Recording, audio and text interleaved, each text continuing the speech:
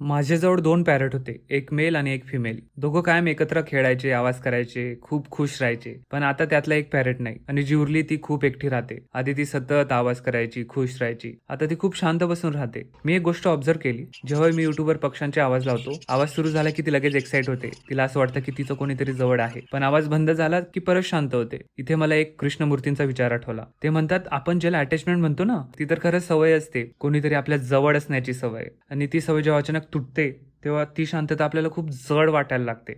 ही parrot कदाचित दुःखी नाही, ती फक्त शोधते की तिला कोणीतरी पाहिजे, तिच्यासारखं, तिचं कोणीतरी. आपणही असंच करतो ना, कोणी नसताना आपण आवाज, म्युझिक, फोन, आवडते लोक शोधतो. फक्त आपल्याला तो एकांत फील करायला लागू नये म्हणून. एकटेपणा म्हणजे आपल्याजवळ कोणी नसणं नाही, तर आपल्याला ज्याची सवय झाली आहे ते नसणं. म्हणूनच शांततेपासून पडायचं नाही, तिच्या सोबत बसायचं, तिला फील करायचं, मग ते कितीही बोरिंग आणि त्रासदायक असलं तरी. असं जेव्हा आपण कोणत्याही भावनेपासून पडत नाही, तेव्हाच ती भावना आपल्यावर राज्य करत नाही. सुरुवातीला एकांत खूप जड वाटू शकतो, पण हळूहळू लक्षात येतं की ती रिकामी नाहीये, ती आपल्यालाच स्वतःकडे परत आणते. आवाज, लोक, वस्तू, गोष्टी आपल्याला डिस्ट्रॅक्शन देतात, पण शांतता ही क्लॅरिटी देते.